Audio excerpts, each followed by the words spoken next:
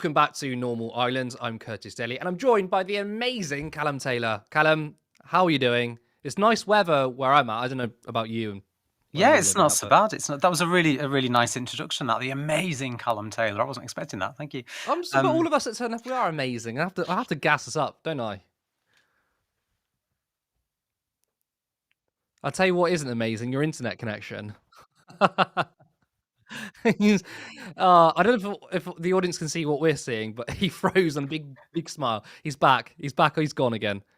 Okay. Well, I mean, I'm going to tell you what's coming up on the show, and there then we you go. bring Sorry me about.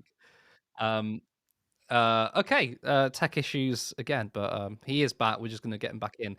I do love that though. His face froze. And he's like "Ooh, big cheesy grin. I do hope everyone watching though is having a fantastic day. We are rolling into the weekend. Is Callum back in the scene there, Cog? He is cool. Yeah, because it's been flipped over. Okay, right. Let's get on. Hello. I think I'm back. It was an internet connection. It just decided now was the time to cut out when I was like this.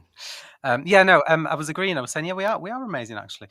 But no, things. I'm all right. How are you? Are you all right? No, I'm really good. Good spirits today. I think probably the weather's helped. And it's the Yeah. weekend. I always get very happy on a Friday. Me too. Anyway, coming up on tonight's show, Zack Polanski calls on UK to leave NATO. The UK and US trade deal has been announced, and Labour are to make more cuts to the NHS. As always, remember to like the stream. And if you're not a subscriber, then please hit that button. Help us reach our goal of 40,000 subscribers by the end of the year. We'll be getting to your comments at the end, so please make sure you are busy in the chat. But on with the show and on to our first story. Green Party leadership hopeful has called for the UK to leave NATO.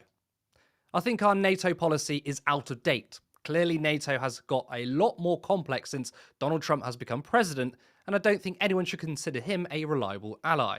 I think the age of NATO is now fully over.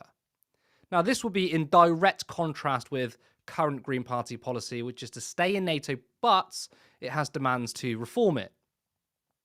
We voted at the last conference to maintain a relationship with NATO and reform it from within. But I think we've reached a point where Donald Trump has made being in an alliance with America very, very difficult whilst he's talking about annexing Greenland. We clearly need to be making sure that our policy is meeting the moment. And I think the world is changing quickly. And the idea that we can reform NATO by working with Donald Trump at the moment in the so called special relationship is an idea that's on its last legs. We need to be working alongside people who are working for peace and for democracy and diplomacy in the world. And indeed, talking to people we disagree with and doing different difficult diplomatic relationships. Now, Zack said that the Greens need to be bolder. I mean, that certainly is a bold policy. Now, full disclosure, I mean, you probably already know anyway, I've said it enough times, but before the war in Ukraine, I said we should disband NATO. You can probably find a video of me on this channel saying that. Look, NATO is a hangover from the Cold War, and after the Warsaw Pact dissolved, then, I was asking, a lot of people were asking, why didn't NATO also dissolve? I thought all the noise around Russia invading Ukraine was rubbish, and then what happened? A week later, they invaded. So I was completely wrong. And I self-reflected. Now, given the state of international affairs, I do have a slightly more ambivalent view. Maybe it's, sort of the devil Maybe we should stay in despite knowing that, at its core, it's an imperialist capitalist organization. Now, the left is often painted as quite untrustworthy on security. I mean, Jeremy Corbyn in his manifesto is committed to Trident and staying in NATO despite his opposition to both. Callum, what do you make of this? I mean, do you think this is a good or bad political calculation from Zack? It's a tricky one because I mean, he's not wrong with what he says. Um, you know, Donald Trump just has to wake up on the wrong side of the bed and he could decide that he wants to go to war with somebody. And the implications of that for NATO are, if he upsets the wrong person and somebody invades them, or sends missiles to the US, then immediately we're at war, and we have to, under our NATO commitments, we have to get involved with that. And I do agree with Zack in the sense of I think that I think that the Green Party policy needs to be suitable for the time that we're in, and it needs to be relevant to the politics of the world today. I'm not sure when that policy decision was made. I think it was before I joined the party. So I don't know how long the current policy has been in place in terms of reform for NATO, because it used to be Green Party policy to completely disband NATO, but obviously that's since changed. But politically, I'm not so sure it was a great decision. Zack's obviously running to be the leader of the Green Party. He's going to be standing in the election coming up later this year, and he wants to take the Green Party in a new direction. But he also wants the Green Party to be a good opposition, both to Labour but also to reform. And Jeremy Corbyn really struggled with his stance on NATO, even though he didn't make it Labour policy to leave, because of Corbyn's own personal opinion on NATO and things that he'd said in the past. People loved to use it against him as a weapon to try and discredit him when it comes to issues of defence, but also to try and make him an uncredible contender for prime minister. And I do worry that at the moment, apart from some questionable comments made to an undercover Sun journalist while Zack was working in another profession, shall we say, there's not an awful lot that Zack's got on him that the press seems to be able to dig up and use against him.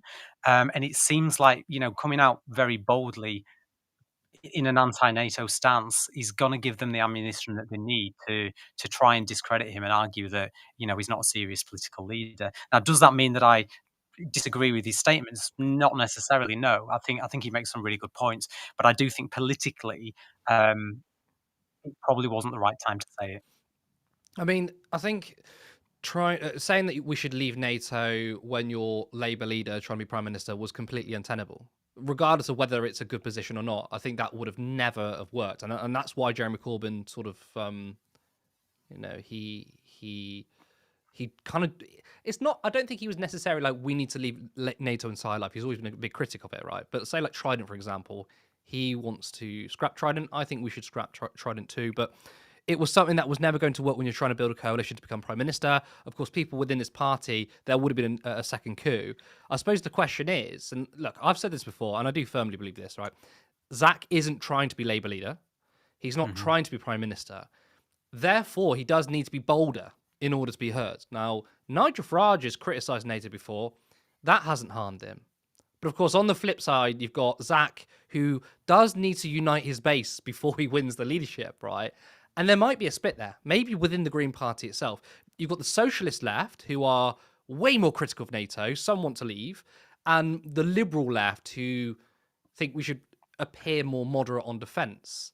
So do you think he's potentially caused a self-inflicted divide less than a week since his leadership announcement?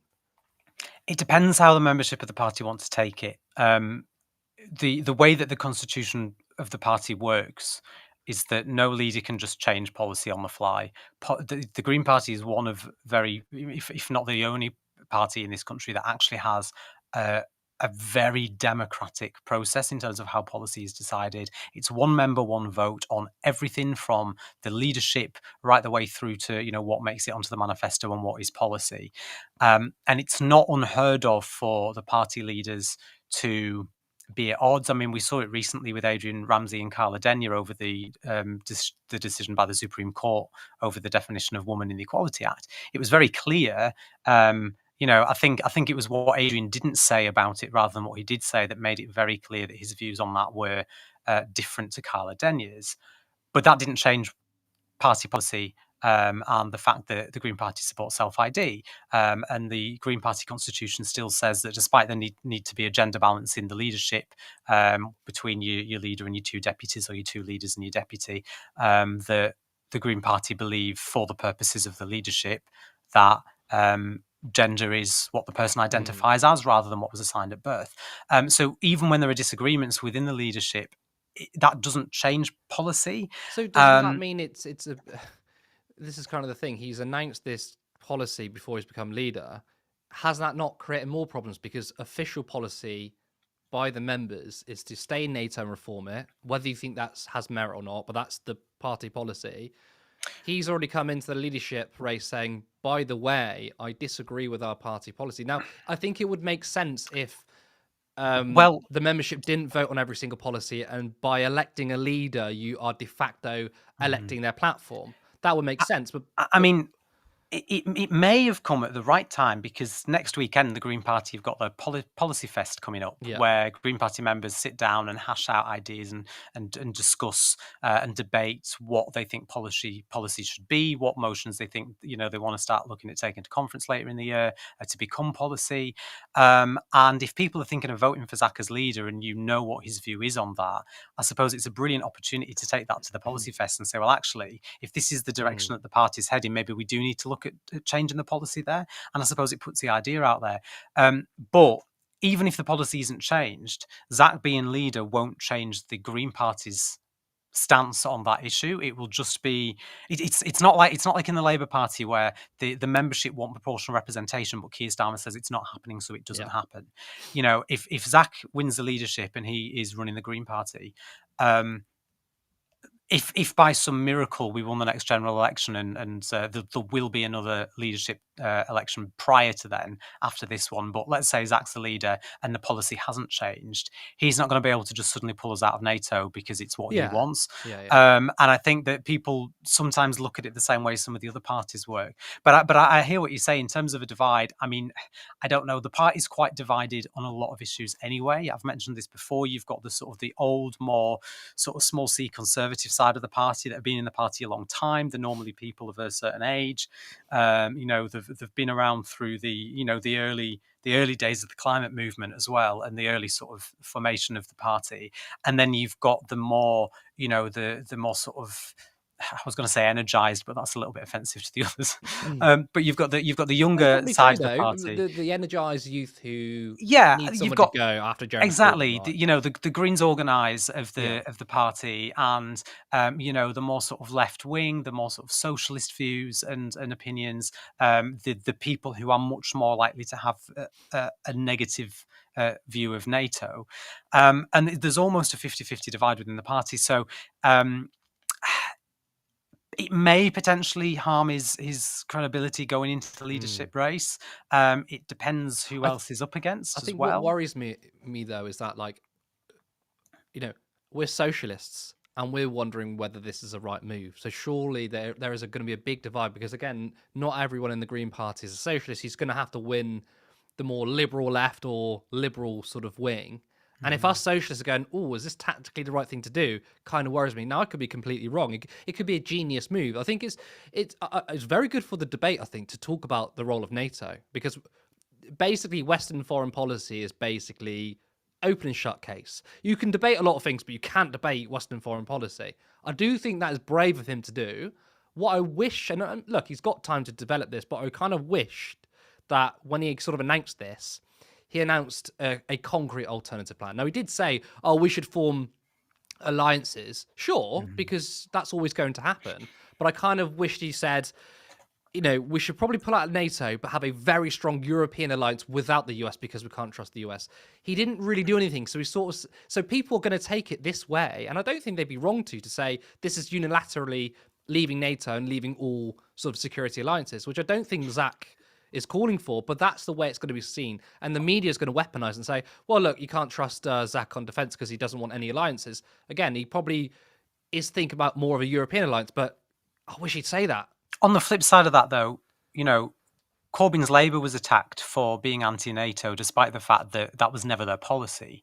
Yeah. So maybe, actually, what Zack's doing is he's saying, well, you know what, this is what I believe, this is what I think needs to happen. So let's just be honest about it. Instead of trying to appease people, instead of trying to pretend that we're anything else. And like you've said, he's not looking to be leader of the Labour Party. He's not going to be, he's not going to be leader of the opposition anytime soon, quite possibly at the next general election if the Labour vote falls apart as well as the Tory vote. You never know. But certainly over the next couple of years, and the good thing with the way that the leadership works within the Green Party is the the vote's every 2 years. So he can get elected in August. He can stand on that position. Yeah. And if things go Yeah. really, really badly over the next 2 years, there's time to change the leadership True. again before the next general election. So it might be worth taking the chance and just saying, you know what, fuck it. We're gonna stand by our principles. And rather than thinking, okay, I think we would both agree that what he said isn't controversial as far as we're concerned, but we both recognise the questionable tactical Yeah, that's it. Yeah. problems. Should we be thinking about tactics, or should we be focusing on principles?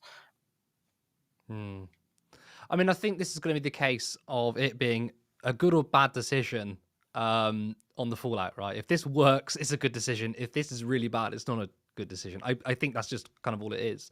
Mhm. I want to ask you another question, slightly off topic, still at the Green Party, but Carla Denya, right, has said that she won't be running, or she won't be standing for election. So effectively, she'll be stepping down as leader.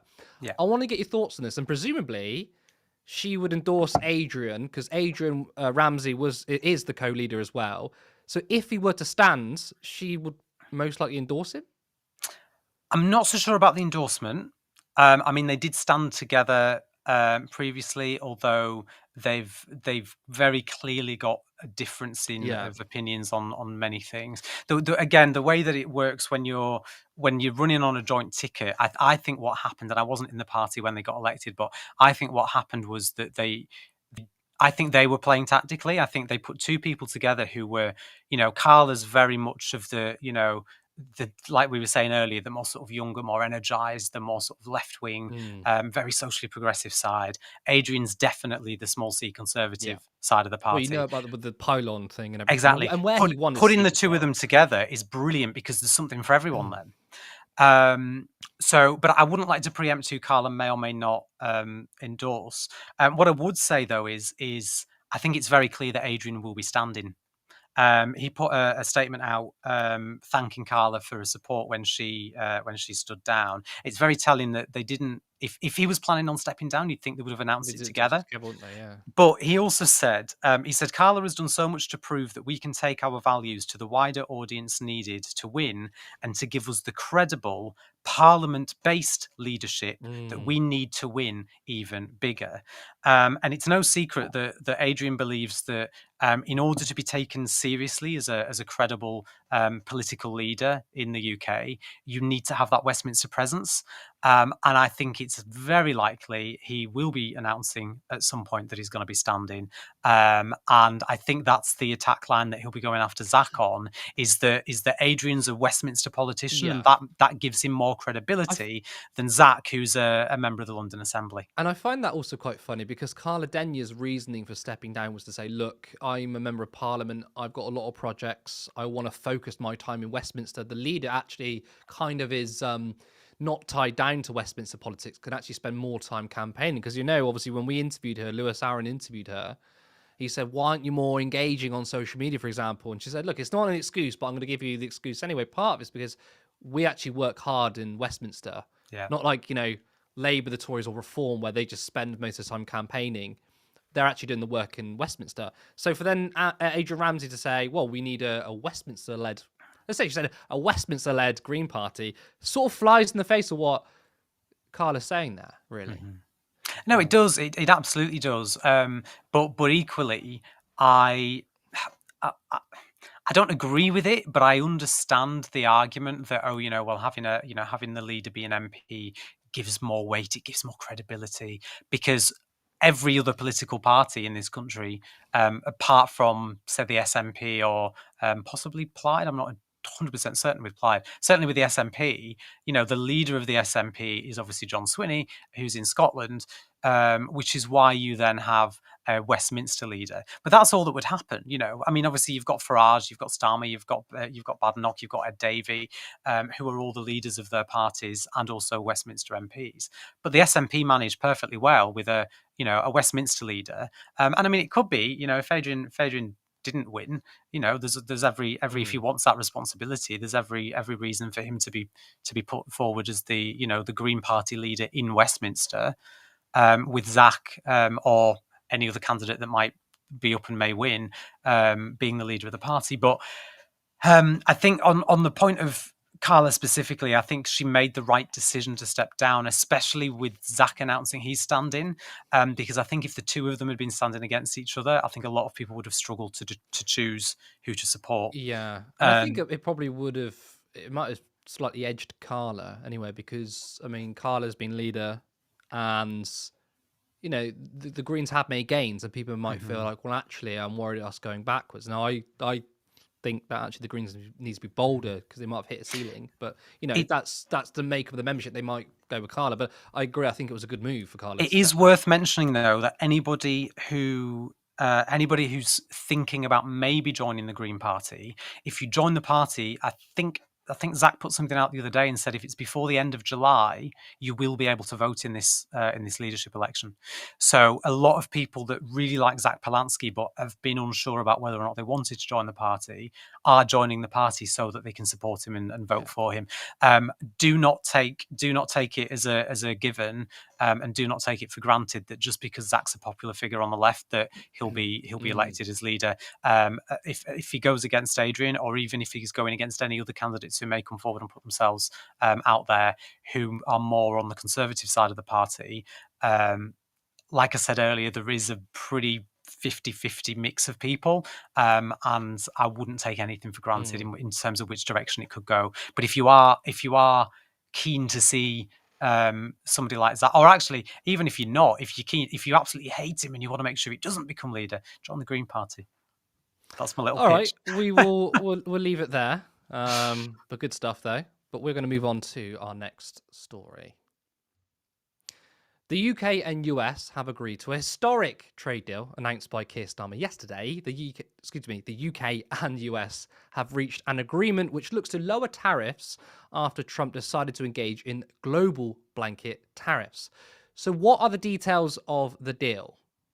So this hasn't removed blanket tariffs, yet it has removed them from some sectors, including steel and aluminium. Previously, it was 25%.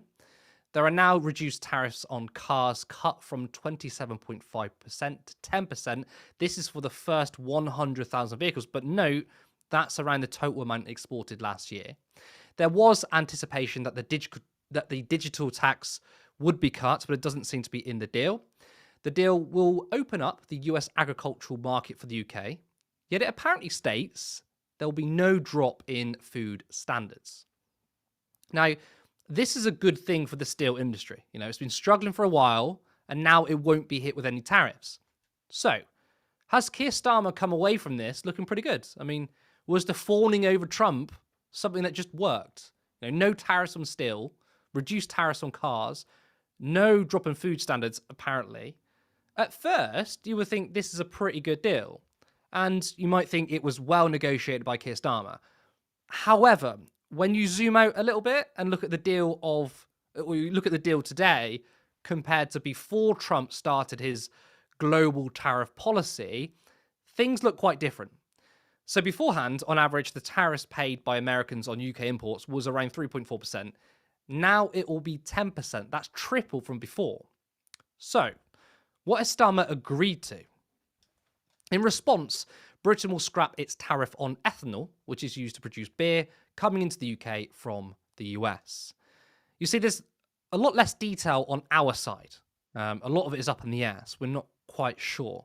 But essentially, to put it very, very simply, tariffs on UK exports have trebled, whilst in return, Keir Starmer has reduced tariffs on US imports. Callum, my question is, can we blame Keir Starmer for the disparity in tariffs, right? A lot of people are attacking him. Kemi Badenoch is attacking him, saying this is a bad deal because Trump's increasing tariffs and the UK's reduced them. But Trump was going to increase the tariffs anyway.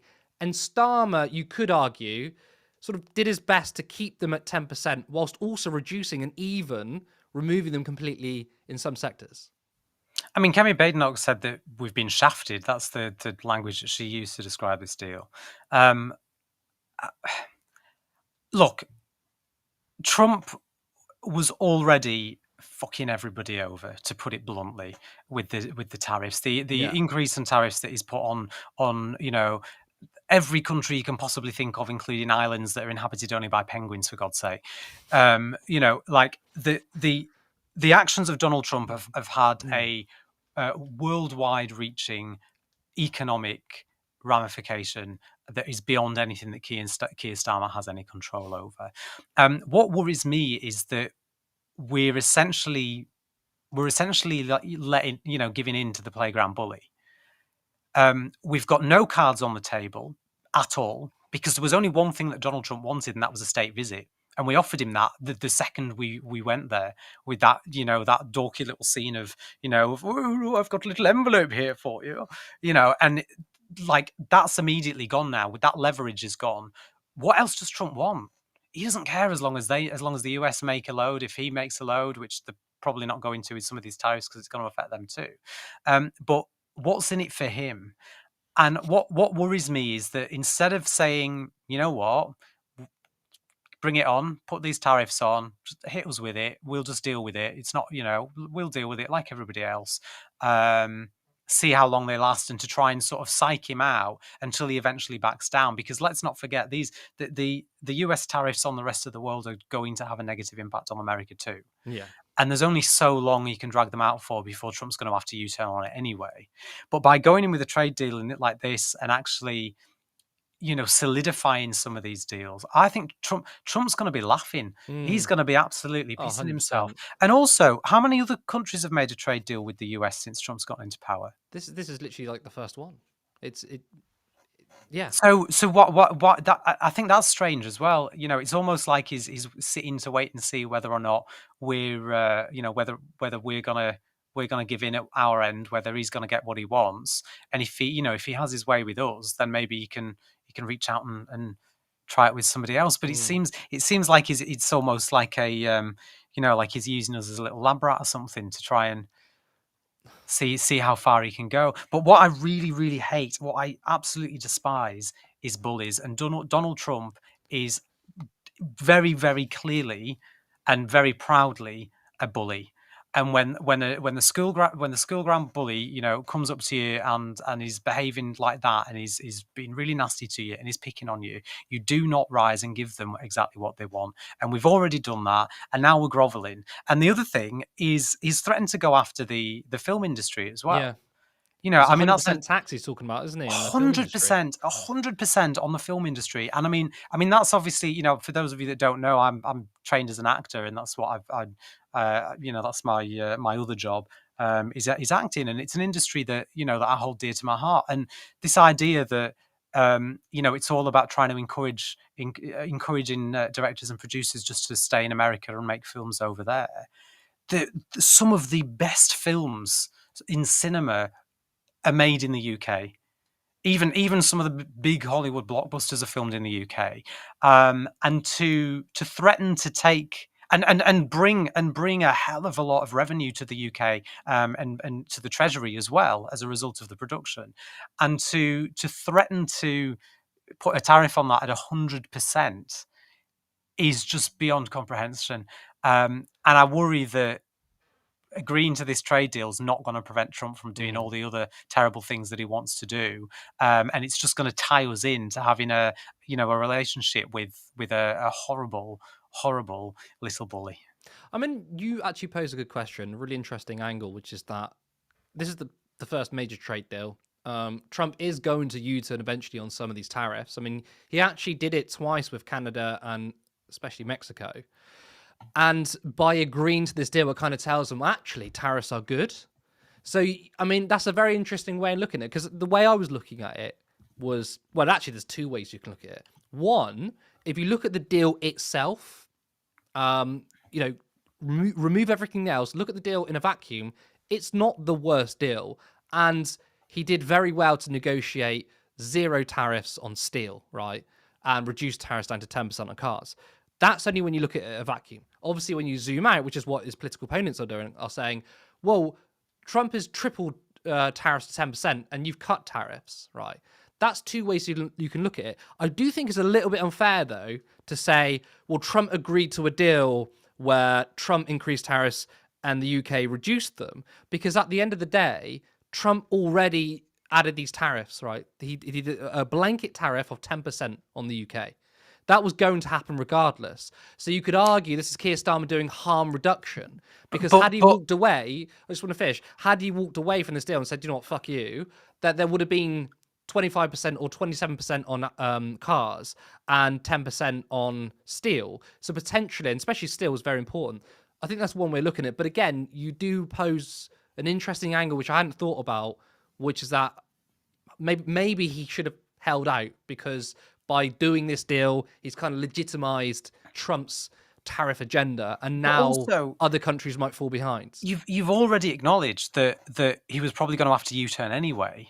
Yeah. But now we're fixed in. We've got a trade agreement. So if Trump decides tomorrow that he's going to U-turn on the tariffs everywhere else in the world, we've just agreed Yeah. that we're happy with the tariffs at the percentage that they're at. So they're not going to be reduced for us, are they? Yeah, I mean, I suppose there's hindsight as well, isn't it? Because that could happen. It might not happen. I But think. the other thing in terms of hindsight, the other thing to bear in mind is this is Donald Trump we're talking about. He could turn around tomorrow and completely change what's in that trade deal. You know, he could decide, because there's still a bit of sort of ironing out to do with this, and a lot of the detail is still yet to be realised. Trump could turn around tomorrow and decide, actually, you know what, fuck it, I'm not happy with this anymore. I'm going to change it, and it wouldn't surprise me if he did. This is a guy who changes his mind. You know, he reads a tweet and suddenly, you know, his whole reality's changed.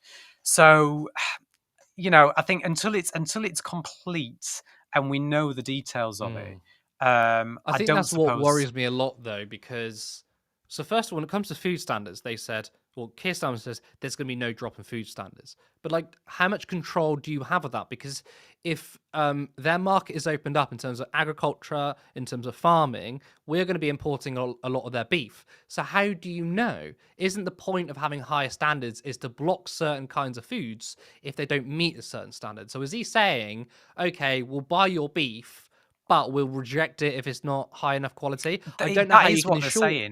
Well, I don't know how Yeah. Keir Starmer can ensure that, because you can't unilaterally say, oh, by the way, we're going to do deals. So we're going to be importing their beef, but the food standards aren't going to drop. You can't make that assessment, can you? You can only say. What they're saying is that they'll only accept food that has been Well, I produced don't to know if our that's even the standards. case. I think it's too vague. I mean, because they haven't explicitly said that, right? I don't know if that's the case, and that's kind of a problem with the deal. It's that which is too vague. Nothing about pharmaceuticals, which you said is apparently going to be in the future. We're going to find out more about in the future. And then about this digital tax, which is a tax on the massive social media companies. We should be raising them, not even thinking about cutting them. Of course, Donald Trump is in bed with the oligarchs. He is one of the oligarchs. He would like to see that reduced. And okay, it wasn't cut, but it's not in there. I would be very, very surprised if Keir Starmer did walk away with a deal that said, actually, there's no reduction in digital tax. So I think actually we're going to probably have to wait for the details to know if this is actually going to be a really, really bad deal. Even if he comes to that conclusion and those decisions and they're agreed, there is literally nothing stopping Trump 12 months down the line saying, actually, we're scrapping this deal now. We withdraw from this deal, and we're gonna change things up again because we're not happy. And I mean, this is the problem. You can't really make. I mean, this is the guy who's famous for making deals. He's written books about how to make deals. The art of the deal. But you can't trust him. He goes back on everything. He's more untrustworthy than Starmer is. So put the two of them together. Christ, yeah. It's a recipe for disaster. I mean, it's worth noting, though, this isn't technically a trade deal. It's just an agreement based on tariffs, because any trade deal that has to go through has to be approved by either Congress or the Senate. So the president can't just do a trade deal unilaterally. It does have to go through a vote. That's a proper trade deal, right? Something like India, UK and India. This isn't a proper trade deal. It's just an agreement on tariffs, which then means, you're right, Trump can literally turn around and be like, actually, we're not doing that because it's not set in law. It's also my understanding that there won't be a vote in Parliament on this deal either. No. So, which many MPs are saying there should be. Many MPs are asking for it. Yeah, but I would presume they would all vote for it anyway. I mean, at the end of the day, they're just playing politics. If Kemi Badenoch was Prime Minister and she had the exact same deal, she'd be like, this is the greatest deal ever. It's an amazing deal. But it's Keir Starmer, so that's just politics. Let's leave that there. because time is getting on. I just want to say before we move on, if you're enjoying the show, then please like the stream. If you're not a subscriber, then please hit that button. If you want us to grow, then you can head over to turnleftmedia.co.uk/support. There is a link to our Patreon where you can support us monthly, or follow the other link to give us a one-time contribution. Alternatively, you can become a YouTube member for just 99p. Now, we're also on Facebook. Our plan is also to stream on there too, but we need at least 100 followers to do so. Turn Left wants to reach as many people as possible, so you can now follow us over there by going to facebook.com/turnleftuk. It's also worth pointing out, as you guys know, that there's 5 of us here. We're all volunteers. We do not get paid for this work. We have a very, very small amounts of money coming in, a couple £100 a month, and that goes on paying for trains, paying for Vox Pops, interviews, going to rallies, and the content we've put out is because of you, right? This is a media organization for the people, not the billionaire media. That is our goal, to destroy the billionaire class and the billionaire media. So thank you so much for people who supported us. And for those who haven't financially supported us, but who've been watching all of our streams, who've liked and shared our stuff, thank you so much. But we're going to move on to our final story. Labour have announced even more cuts to the NHS and essential services, despite the fact that they keep telling us austerity is over. Their actions say otherwise. NHS trusts are cutting frontline clinical jobs and axing patient services to balance the books, health leaders have warned. A survey of trust leaders by NHS providers found clinical jobs have already gone or are earmarked for cuts, while services such as virtual wards, diabetes clinics, rehabilitation centres, talking therapies and stop smoking services are at risk or being scaled back. At one NHS trust, 600 out of 1,500 job cuts are clinical roles. Another trust is cutting end-of-life and palliative care beds in the community, restricting stop smoking services and working to reduce referrals to hospitals. Several trusts said they were aiming for reductions of 500 or more jobs. So, NHS England, former chief and current head of the transition, back in March, called for what they described as needed cuts. In March, the then NHS chief Amanda Pritchard and Sir Jim Mackey, who was now in charge of transition of NHS England, wrote to Trust regarding the need for cuts, saying there was a very significant financial deficit, 6.6 billion, when deficit support is stripped out, and lack of confidence that operational aims would be met. So that's billions worth of cuts to diabetes, care for young people, mental health services, and clinical staff. Callum, they got smashed at the last local elections. Some in the party think, well, we should be tougher on migration, but they haven't stopped and thought, right, people were angry with the Tories for the way they governed in the last 14 years, and Labour thinks it's appropriate to make even more cuts to an NHS which is struggling. This is not a good strategy, is it? No. It's not. I don't know what else to say. It's ridiculous. It's almost as if they've just decided, you know what? Fuck it, our entire voter base. Yeah. We're just going to do all the things that every person that votes for us is going to absolutely hate and despise. Credit where it's due. NHS waiting lists have started coming down. They have started coming down since Labour got into power. But they're partly achieving that through using more private companies, which is, heading up more of the backdoor privatisation that we've seen under the Conservative Party and is continuing, because we all know that it's West Streeting's little, what's the word I'm looking for? Little sort of pet project, yeah. We're now seeing more of the same. Obviously, the decision to abolish NHS England is probably playing a huge part in some of these other shake-ups that we're starting to see as well, and these other cuts that we're seeing. I'm aware of other government-funded projects that are really helpful and supportive and useful within the health service that are also being cut as a direct result of these changes, and I cannot understand why. But again, if I had to guess, where would I point the finger, Curtis? Where do you think? I'd be looking at Reform UK, and I'd be looking at the people that vote Reform. Nigel Farage has spent a lot of time talking about failures within the NHS, making it no secret that he doesn't want it to be funded through taxation, and that he thinks it's completely broken and failing, and he blames that on the way in which the NHS is run, but also on the way in which the NHS is funded. And Labour coming along and saying, yeah, the NHS it needs complete shaking up. So we're gonna abolish NHS England, and we're gonna get rid of all these middle managers, and we're gonna cut all these services, and then we're gonna give all these private companies these contracts to help them to help us improve it.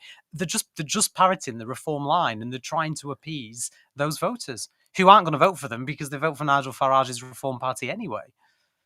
Well, I mean, what gets me a little bit, because obviously you spoke about NHS England, right? NHS England has been abolished, and that's why we've got Sir Jim Mackey. He's leading the transition, right? And the idea, again, like abolishing a huge quango is a good thing, right? I get that, but the idea was to abolish NHS England, streamline it, make it more accountable to the government, and the government can come in and start properly putting funds in where it's needed, right?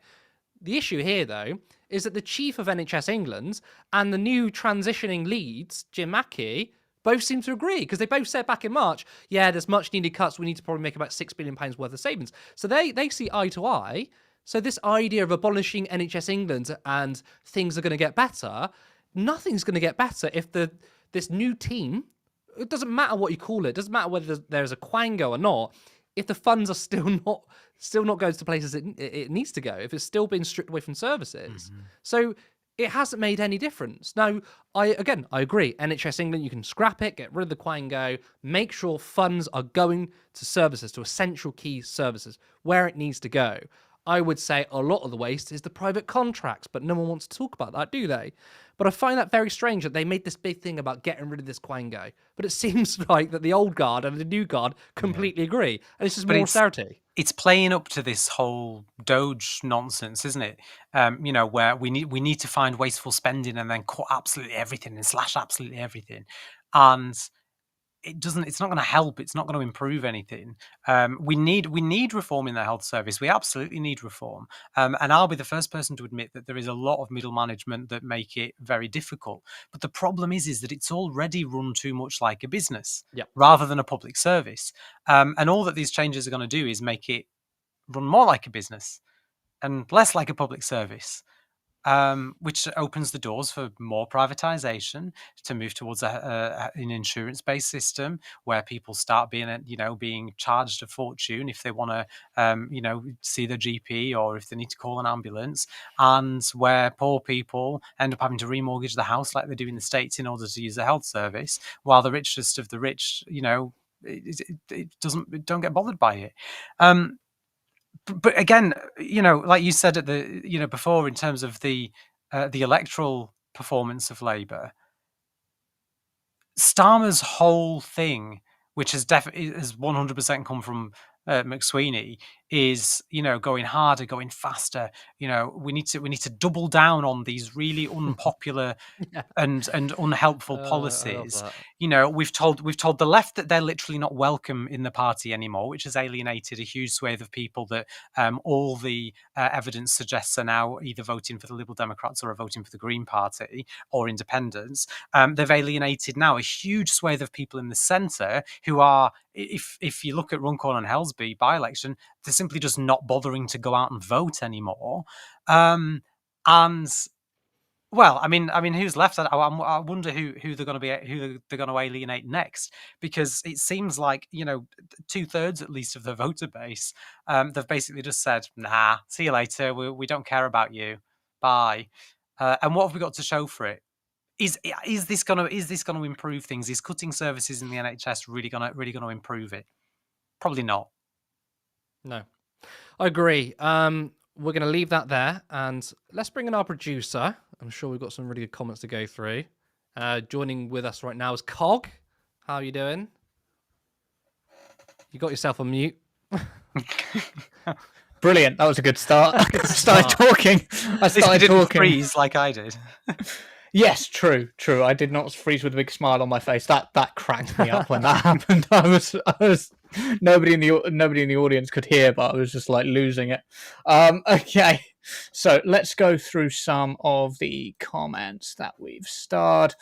First of all, just to say thank you for the gifted membership. Moebius Thank you, gifted Mobius. membership. Mobius. Appreciated. Thank you so much. That's absolutely brilliant. Oh, I went with Moebius. Maybe it is Mobius. Is it I don't Mobius? know. I'm just thinking of Mo from The Simpsons. And I just... Yeah, I can see that. Yes, my favourite line from Mo Sislak is the immigrants. I knew it was them, even when it was the bears. I knew it was them. It just, it just encapsulates our current political climate True. just brilliantly. So first of all, a bit of a light-hearted one. So on the Zack and NATO story, Bob said, "It's nonsense. We should just disarm and use the money elsewhere, unless you're worried about the French. We should all be very worried about the French." But yeah, not taking that one as too much of a serious comment. Alexander says Zack needs to answer how leaving NATO fits in with the Green Party rejoin EU policy. EU CFSP, effectively outsources security to NATO. What do people think about how it aligns with the rest of the Green Party's policy with regards to Europe and our other alliances? Cases? Well, that's actually a very good point, actually. I wasn't aware of that. So this actually does create quite a big division, doesn't it? Now, he could say, look, I want a more of a European security alliance, and that would sound good. And it also would narratively would sound very good with their pro-Remain stance, right? It seems like that really weaves together. But obviously, if the EU is outsourcing its security to NATO, you've got a big problem there. I've just double checked though. It's not a requirement of EU membership to be a member of NATO. So you could rejoin the European Union and not be in NATO. I don't know how that would work in practice in terms of. I mean, I would imagine that if an EU country was attacked, then we'd essentially have the same. I mean, I suppose what it could do is potentially try and change the dynamics of the EU to say there is now a member. Look, this is all so hypothetical because I don't think we're going to rejoin the EU anyway. But let's say that happens, then maybe there's a conversation across Europe saying, well, actually, maybe there's more and more EU nations that want to try and stop US influence on EU security policy potentially. Somebody make a note of this though, and when we speak to Zack next, let's put this question to him because I think it's a really interesting one. Yeah. Funnily enough, we have had some really good questions from our audience that touch on a number of issues. Just looking at this through multiple different lenses, like for example, Jacqueline says, I really don't like the military-industrial complex or any organisations that are adjacent to it. Isn't the military-industrial complex a big culprit as far as carbon emissions are concerned? So there's also a green angle, an anti-war green element, I suppose. Yeah. It's a very good question, and I think that's a very good case for the Greens to make, because I think okay, so first of all, when you mention NATO and maybe pulling out, the first sort of pushback you get is Russia. I've seen it now. The Greens are bowing down to Russia. I think that's an unfair argument, by the way. But that's a very good way of weaving the narrative with that by saying, well, actually, all these wars is destroying the planet. We are doing something that is aligned with our principles as the Green Party that cares about the globe, cares about the environment. We believe in defense. We don't believe in aggressive wars. Maybe we shouldn't align ourselves with NATO, which has done so much destruction for the environment. It's very good narratively. But whether that's going to hold up to scrutiny, though, because there's going to be so many questions that comes with this. And this is the thing, I think the problem announcing this sort of policy, you might say ad hoc, I don't know, maybe that's a bit unfair saying that, is there's a lot of questions, there's going to be a lot of scrutiny with Zack announcing that we should leave NATO. It is, though, as well. I mean, you use the word policy there. I mean, I'm just being pedantic now, but technically it isn't a policy announcement. Zack is essentially saying, this is what I believe. These are my views, and I think that the party needs to change its direction. But that it's his opinion. It's not the opinion of the Green Party. It's not the policy of the Green Party. So until the members vote to change that policy, and actually make a move within the democratic constitution of the party to to make that shift towards wanting to pull out of NATO, it is only Zack's personal opinion. I do Pardon me. appreciate. Which I was just quickly was going to say, which obviously, it stands for something if you're leading a party, but equally, I mean, he's already the deputy leader of the party. So if you take it in the context of he is currently the deputy leader of the Green Party, and he has said this.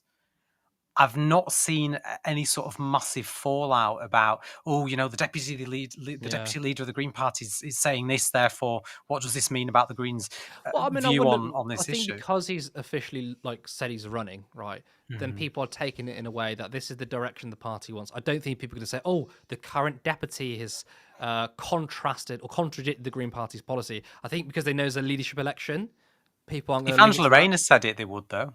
Well, but she's also deputy prime minister, and there is no election coming up, so she's also elected as a position of power. I mean, Zack doesn't have a position of power. I mean, you could say being a deputy of a big political party is some form of power, very little power in terms of the British state, but. Yes, I do appreciate, Curtis, what you're saying about Russia, and I don't think that Zack is capitulating for Russia. No. But I do also understand, Rachel's concerns that Zack should clarify what the response to Russia should be in a situation where we're withdrawing from NATO. I think that is something that needs clarifying. I think a lot of this dredges up complex questions and creates more problems than it does solutions. That's kind of my worry. It's yes. This is actually starting a long conversation, and this could potentially detract from his eco-populism, right? Indeed. I mean, I think the way we navigate social issues, right? And I'm so glad that Zack doesn't want to capitulate on social issues, despite some left-wing organisations saying maybe he needs to do this. I'm glad he isn't, but he does need to pivot everything around class, right? The problem is maybe bringing up this policy about NATO might detract from that. I do think what would be good, it would be nice to hear if he says, actually, the reason why I'm talking about leaving NATO is to be stronger on Russia, because I simply don't trust Donald Trump and Russia. Trump has been very close to Russia compared to every other president, shall we say. So actually, my view on NATO is in direct response of my worry between Russia and Trump. I think that'll be a very good rebuttal. I wonder. Sorry, go on.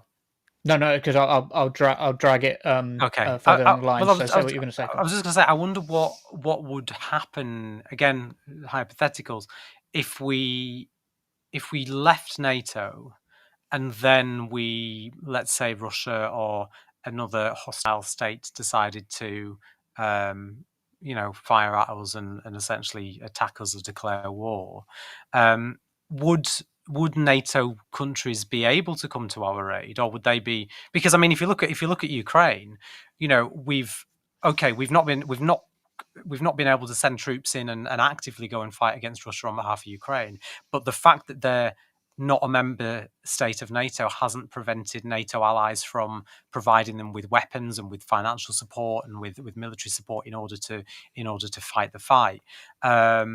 So if people are concerned from a security perspective in terms of does it put us at risk, I'd question whether it does, because we'd still be able to get that support from the NATO countries. I guess there's two takeaways from this, right? One side is this has thrown up too many questions. It was probably a mistake for Zack to say this.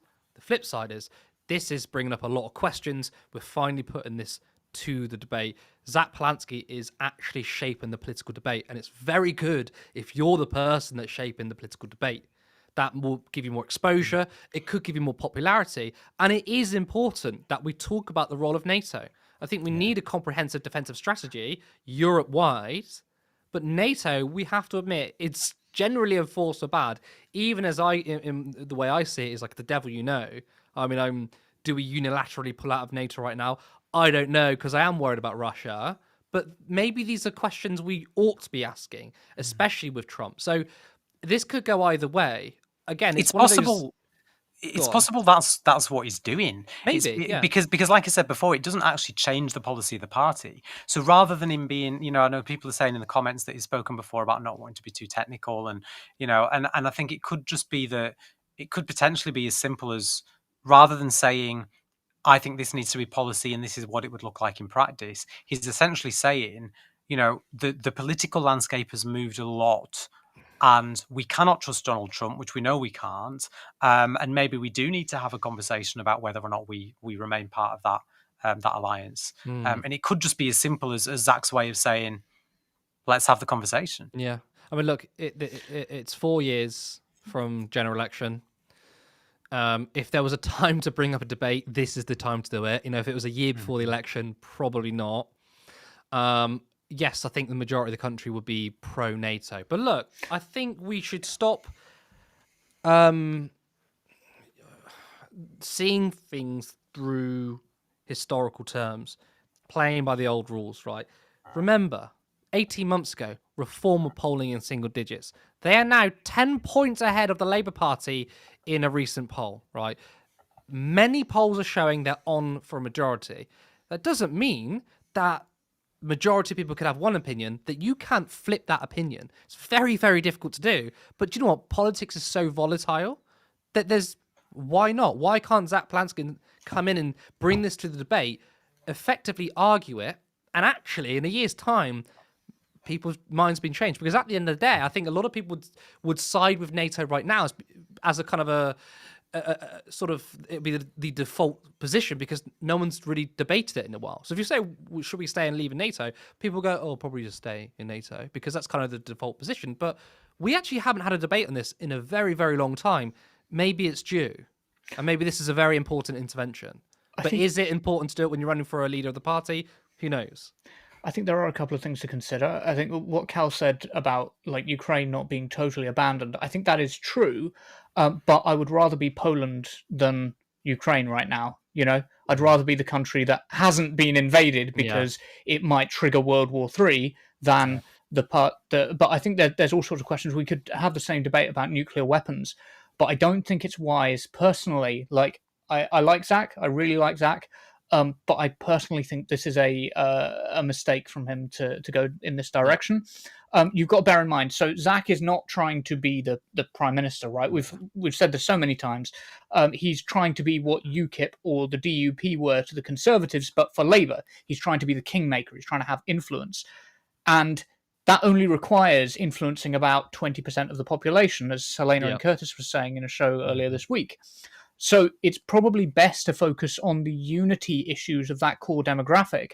And what is that core demographic in this circumstance? Generally, we're talking about people under 40 who are socially liberal and economically left populist. This doesn't clearly, for me, fall into that kind of category. I agree. Where there's that a lot. Unified demographic of people, just purely from a, regardless of your sort of moral stance on NATO, I think just strategically, I think there's an error happening here. Yeah, earlier in the show, I said about, look, he actually has to do some unifying, right? I know he's not, again, running for Labour leader or whatever, but there's still going to be divisions in the Green Party. In order to grow and win more votes, you do have to get your base. But you've got to unify your base. And there is obviously splits when it comes to NATO. As I was saying, that even we are discussing whether that's a good strategy, and we're socialists. So imagine if there's just the liberals. I mean, I think a lot of them might have already turned off. They might have thought, oh, I really like Zack Polanski. We do need a bit more aggressiveness. Comes out of NATO, I'm like, we're not going to vote for him. It might even cost him the leadership. Who knows? So I do think broadly, Cog, you're right. I think he probably should be talking about the things that are unifying, which is an eco left-wing populist message, and fight on that front. Why is he bringing up NATO when he's never going to be in a position where he can meaningfully change that policy? So I don't Just know. get people talking about there's brilliant arguments on either side here, actually, and I think I get convinced either way. But I think I'm broadly on Cog's side here. I think it's probably a mistake, but it remains to be seen, isn't it? I think getting people talking is good. And Alice Player actually said in the chat, I think he's trying to prove that he can be bold. Yeah. And we like this. This is something we're in favour of, that the Greens can be aggressive in their views. I think that's good, but you want to be aggressive in your views on issues that your base can rally around. If Starmer was smart right now, he would be being very aggressively against any form of cuts to the NHS, because that is typically something that the Labour base can rally around. But he's not smart, so he's doing the opposite and calling for cuts to the NHS. but we will get to that. We should talk about the trade deal as well. Jacqueline says, didn't it go from 10% to 25% and then back down to 10% again? Sounds like a bit of scam masquerading as the deal of the century. I That think does I'm Trump. agreeing with this. Yes. The art of the deal. The art of the deal. Well, okay, so really what's happened, again, this is kind of like, it feels icky to kind of defend Keir Starmer. I'm not fully defending him. I'm trying to add a bit of context to what his political detractors do not want to do. And essentially, Trump was adding blanket tariff policies, right? He has treated us a little bit better than the rest of the world because Keir Starmer has fawned all over him, right?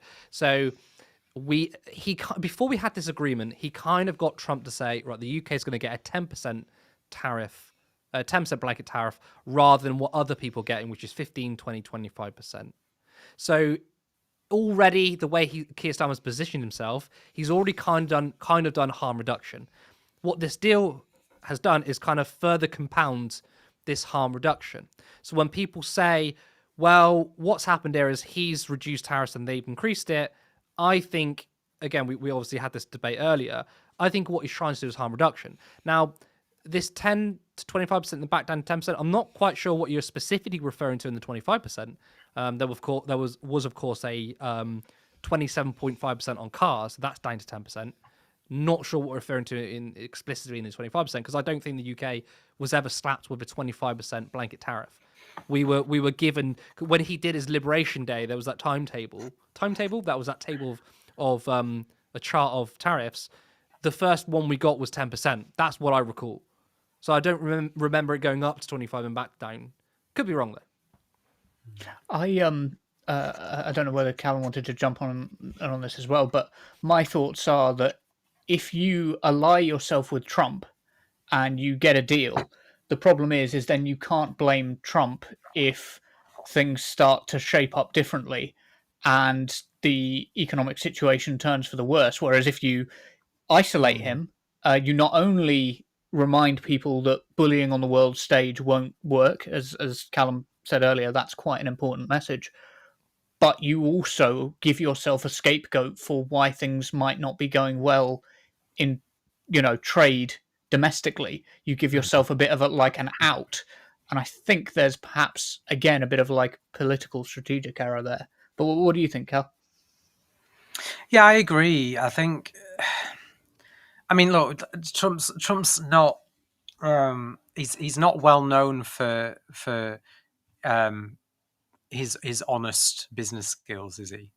He's the snake oil salesman that does exactly what Jacqueline's saying here. And I'm like Curtis, I'm not 100% certain about the 25% thing, but I'm pretty confident that it has changed, and that we've been offered something that was not great, and then there was a threat, certainly globally. I think it might have been 10% with us, but there was definitely a threat globally of it increasing. And then he brought it back down for 90 days while people had another thought about it and decided how they were going to respond. But I mean, I just repeat what I said earlier. I think that he could just change his mind at any time anyway. I just think it's silly to even try and enter into these sorts of negotiations with him, because he's not going to keep them. As soon as it's not convenient for the US, he's going to pull out of that deal anyway and change his mind. So it's a waste of time. I honestly think that we'd have been better off just letting him play his little silly games, let him implement whatever he wants to implement, not bothering to even engage with him, and just say, okay, you just keep throwing your toys out of your pram. We're just going to carry on as we are. Yeah, we're going to take a hit, but you're going to be hit twice as hard. So once it's come round to bite you on the arse and you realise that you're wrong, we'll have a conversation with you then. But instead, we've said, no, let's have an agreement. And we've agreed on this, on this deal. We've agreed with this 10%. Like we've alluded to earlier, we've not increased tariffs. We've actually lowered some where he's put them up. And if he does decide to take a different stance on the global stage, he could also keep us locked in. And then all he has to say is, well, you agreed to this. This is what you said you wanted. You said you were happy with this. And then when everyone else is getting a better deal, we might not. Let's not pretend that he that he's all cozy and friends with Starmer. But someone said last night on Question Time that alluding to what I'd mentioned earlier about the state visit thing. Why didn't we keep hold of that card? Why didn't we wait? Let him have a few months in power, see what he does. Let him spend a bit of time doing what he wants to do, and then when it matters, we can pull out that card. Because we could have said to him, well, you know what? If you don't put these tariffs on us, and if you don't fuck over our film industry, and if you agree to to come into an agreement with us that works for both of us, where you're not just completely taking the piss, we'll bring you around we'll bring you around to Windsor Castle for dinner. How's that sound? You can come and meet the king and we'll roll out the red carpet for you. But you've got to agree to this deal. But instead we went in, arms wide open. Hey, Donald, you fascist prick, come and have a celebration on behalf of the British taxpayer and we'll pay for it for you. And now he's got that and he knows he's getting that. We've got no leverage at all. Yeah, instant capitulation is not how you want to deal with Trump. Just whiz through a few comments because we don't want to keep it going for too much longer because we're trying to keep the shows to about an hour and a quarter, hour and 20 minutes. So Alexander says basically the deal is to negate some of what has only recently come into play. While mitigation is good, that isn't progress. I think we're kind of all agreed on that point. Vegan Barnsley, I just found this quite a good comment. Are we the 51st state now that Canada turned Trump down? And Starmer said, yes, please. Just quickly cog on that. Flags out. On that previous one, though, it's like if your neighbour's throwing shit at your front door on a daily basis. They've moved in, the new neighbours, right? And they've decided on day 3 that they're just going to start throwing piles of shit at your front door. And you go over and you knock on the door and you say to them, "Can we stop doing this?" And they'll say, "All right, we'll tell you what then. Even though we weren't throwing shit on your door a week ago because we've only just moved in, we're going to keep throwing shit on your door.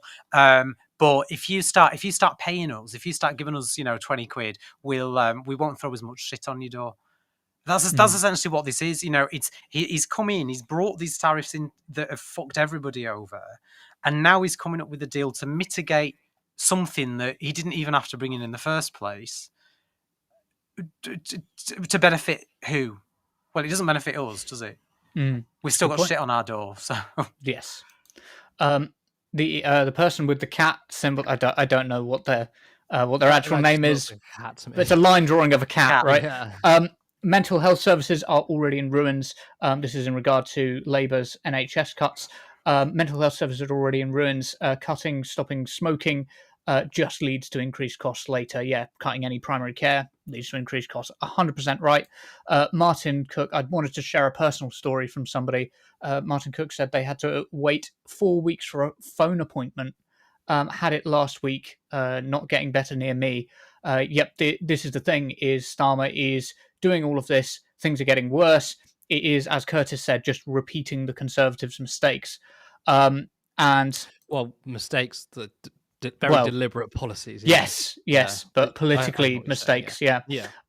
Morgan McSweeney thinks the left will vote for Labour with its nose held, I presume, is why the Greens need to be careful to attract a huge SW. I didn't actually read the swing, maybe. I think he's wrong, Morgan McSweeney, because a lot of the left have just completely abandoned the Labour Party, and rightly so. I mean, they were just following Keir Starmer's orders. He said, this is a changed Labour Party. If you don't like it, the door's there. And we fucking left. And guess what? I want the Labour Party to die a very loud death. The day it happens, I would be so happy because it deserves to die. It is not reformable anymore.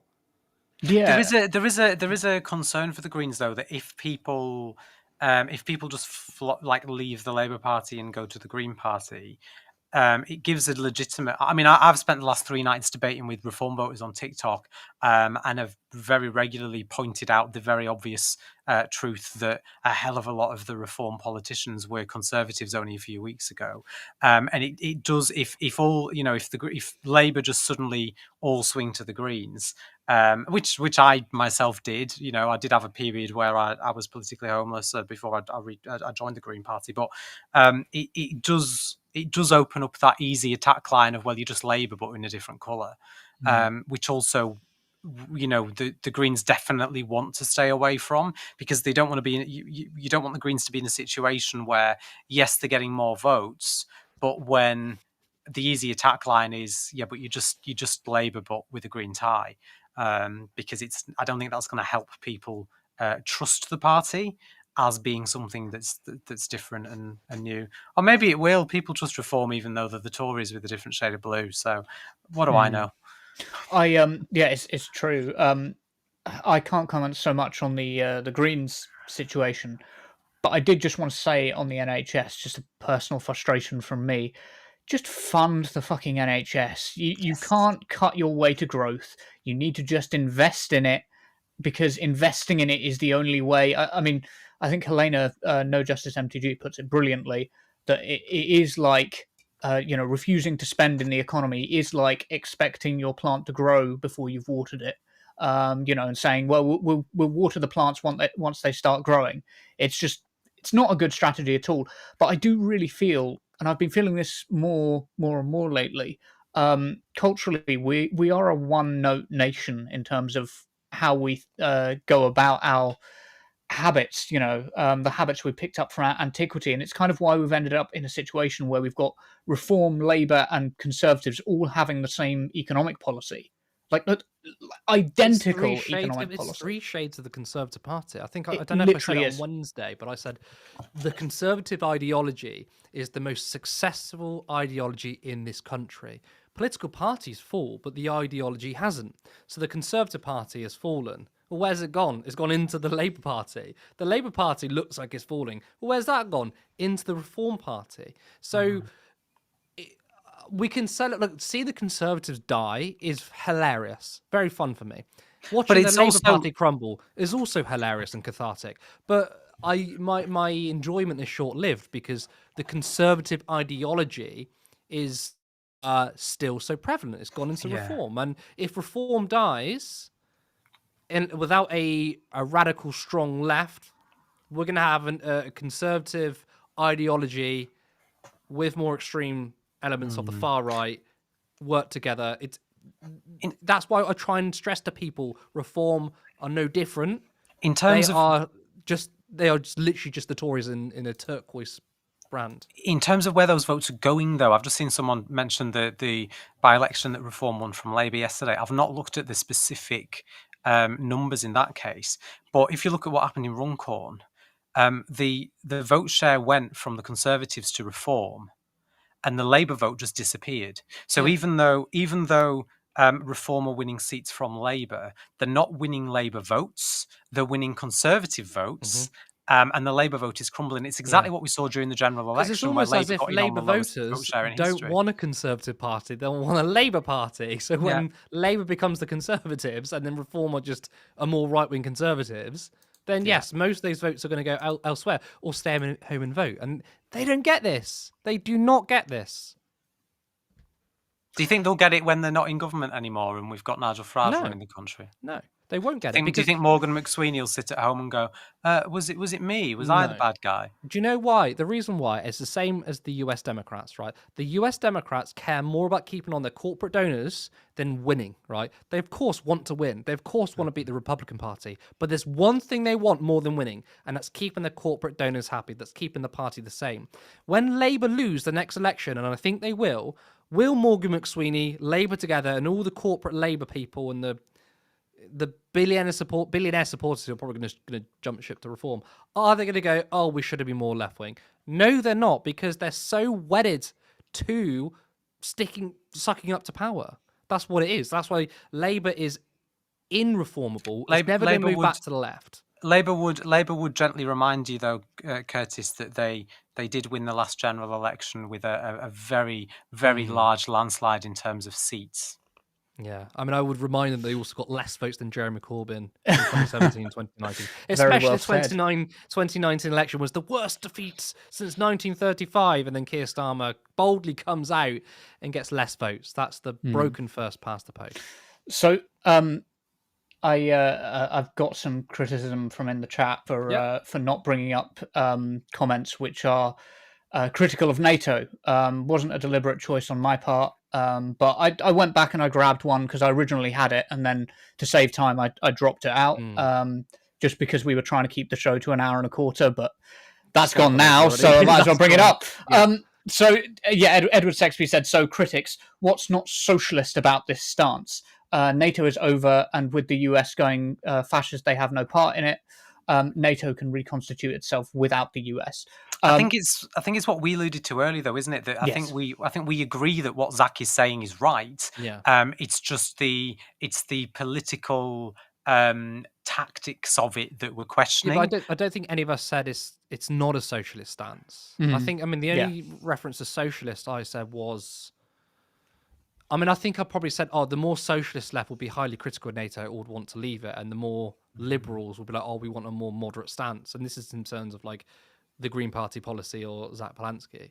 But yeah, like the criticisms of NATO are all true, and Zack is right on that. But of course, we understand there are certain things that we probably don't win on, like immigration, for example. I think we accept that majority of people disagree with us on immigration. I do think we should try and win the debate on that, and that's probably why, like, we're weighing up whether Zack was right to do this. We're not saying he's wrong because why is he bringing up NATO? It's more because I'm worried. Like, does this mean it's going to hurt his chances of getting 40 seats at the next election with a eco left wing economic populist message, which is something we desperately need. But like his criticisms, I think, are right. I mean, I think Edward said, to be fair, speak about people in the chat as well. Edward's a loyal viewer of ours, and like I think these sort of comments are needed as well. Sometimes media organisations can come a bit insular and don't like criticism. It's good we do that, but I think we want to reiterate that we share your views on NATO, but obviously, I mean, for me, I did say, look, I am. Where maybe you would disagree is the fact that I was so embarrassingly wrong about Russia that I said that they weren't going to invade. I thought the media storm about it was just like the Red Scare, even though Russia isn't socialist, but I thought the media thought they were socialist, right?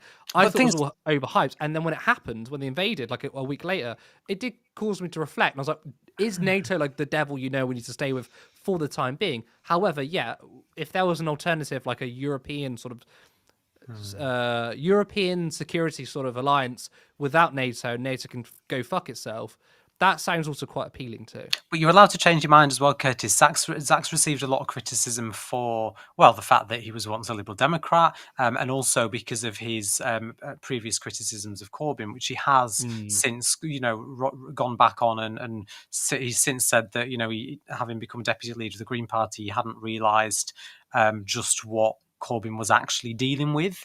It wasn't until he was in a similar position in terms of power within a party that he realised, what had actually been going on. And it's okay to change our minds when the facts change in front of us. But I think as well, the Greens also need to be willing to play a political game now, if they want to be a real force of change and stand a chance against the populist reform. Then we, it's like what I said earlier. Should we be expected to temporarily abandon principles in order to play tactically to win votes and to win more people over? Or is it better to be completely honest about who we are from the offset, even if that honesty is unpopular with the general public? And my concern with this view, despite the fact I agree with that, my concern with this is that it's not the right tactical choice, and it will turn people off. What I will say, and credit to Zack, is fair play for him. If he thinks this could be a risk, fair play for being honest and being brave. I completely give him that. And I do think there is a lack of politicians in our political system that are willing to be brave. And I've got to give him credit for that at least. Just before we wrap up as well, Andrew Wilton's just said, only thing that worries me about Zack is that he didn't see that before. Everyone else did. I get he's changed his mind, but it's poor judgment, not a good sign. But I would push back gently on that, because I think actually what we've got a lot of politicians in this country and also globally that will, even when they realise that they got it wrong, they will not admit it, and they will continue to double down because they are embarrassed to admit it. And I actually think it takes, I think I think it says a hell of a lot more about somebody's character if they are willing to admit when they got something wrong, learn from those mistakes, and ensure that they don't make those mistakes again, than the vast majority of politicians in this country who will get it wrong. They will fuck up. They will realise they've got it wrong, but they won't admit it because they're too ashamed to acknowledge that they were wrong. And I think, I've got a lot of respect for any political figure in this country who is willing to say, yeah, okay, I got it wrong. Is that poor judgment? It may have been at the time. But how do we improve if we don't learn from our mistakes? I do think that people are right to be skeptical, though, and I think that's important because, look, at the end of the day, like, especially myself, right? I was right there, big Jeremy Corbyn supporter. I joined the Labour Party because of him. I was called crank, anti-Semite almost every single day, and anyone in that period I just thought, even if you weren't that involved in the internal machinations of the Labour Party, I thought it was really obvious. And maybe it wasn't as obvious. Maybe it's because I knew everything that was going on inside the Labour Party. What I do want to say, though, is, look, at the end of the day, look, I like Zack. He's a friend. I do trust him. I mean, I don't have a reason not to trust him. However, he's still a politician. So for those that saw his tweets back then, don't misunderstand us saying, right, you now have to get completely on board with Zack. You now have to trust him 100%. You can still back him for leader. You can still back the political project, whilst also thinking, I'm still going to be a bit skeptical. There's probably a healthy skepticism there. So, we don't need to look at every politician as they're our best mates. They are still a vehicle for change. So if you don't trust him based on his past sort of tweets and stuff, you can still be like, look, I think he should be leader. Probably good for the left, but I don't fully buy into that. Is he still a better option than everything else that we've got? Probably. And that's true. But I do think just on the Corbyn thing, though, I would say that he has said that he was listening to what Corbyn was saying directly. Corbyn admitted that there was a problem with anti-Semitism, and Zack's acknowledged that when the Labour leader himself was saying, this is a problem within my party, and he was being seen to not be acting on it, even though we now know that it was, yes, there was a problem, but it wasn't anywhere near on the scale that it was made out to be. The fact is, there was a problem. And because Corbyn said that bit out loud and he admitted that as well, I do also understand why some people saw that and thought, well, if even he's admitting it, then there's obviously an issue that's not being dealt with properly. But I completely agree with what you've just said, Curtis, as well. I think, people don't have to. And look, we've made a decision, haven't we, as a channel? We're not endorsing anyone in the leadership as a channel for the Green Party. And people are free to make up their own decisions. We've all got our personal views. I'm the only one in the team that actually gets a vote because I'm the only one that's a member of the party. Actually, some of the team have never even voted Green. But I do think it's a not Labour though. Just put that out there because people might be like, oh, they voted Labour. Not Labour. I mean, I voted Labour in the last election, but some people voted Independent. Not Labour. But I do think it's important, the point that you make, though, that that it's okay. It's okay to criticize political. It's okay to criticize politicians that we generally agree with. And actually, the best accountability I always find comes from people within your own circle, because it's like they say, if you're truly friends with someone, you're able to tell them when they're fucking up. So, Carl, I just want to quickly say sorry because I need to bring this one up. This is something I cannot forgive Zack Polanski for, and Vicky's right. I can forgive Zack a lot, but I saw him in that Lib Dem Quiet on stage, and that song was unforgivable, frankly. I don't know if you've seen it, but there's a resurfaced video of, is it the 2010 or it might be 2015 Lib Dem conference, and Zack Polanski's up there with his proper chin strap beard singing, and I think that should probably disqualify him from the Green Party leadership. But okay. I've taken a position. Turn Left now has an official stance. We can't support Zack anymore. If you'll forgive me for taking the final word, abusing my power as producer. He does have the dance moves to go with the singing, though. I can vouch for that one. That's good. If you'll forgive me for doing this, so having the final say, I do think there is a problem where, yes, it's good for people to and politicians to be open and honest and to be like, yeah, I got that one wrong, and to see a bit of like humility from politicians is good. There is a problem, however, that the left does not have as much slack when it comes to that as the right does. The right can make mistakes and then move on from those mistakes by being humble. I don't think a lot of left-wing politicians get that kind of grace, and I hope we No, can kind of leave it there true. as a Good place to point. run, because we've already Good run over by point. quite a bit, despite us trying to keep it under an hour and a quarter. Okay. Good show there. Good show. All right. Well, that is all we have time for. Bloody good show. So glad, Callum, you joined me tonight. And Thanks of for course, having the me. amazing co-producing. I do just want to say, though, that thank you to everyone who tuned in tonight. Thank you for those who gifted memberships. We really much appreciate it. As you all know, we're all volunteers. There's 5 of us. We do not get paid for this work. But we do it because we believe in our politics. But we, of course, are trying to grow a media organization. We are trying to go full time. So if you can support us, you can go to turnleftmedia.co.uk/support. There is a link to our Patreon that can give us a monthly donation, or there's another link to give us a one-off donation. If you can't do that, alternatively, you can become a YouTube member for just 99p.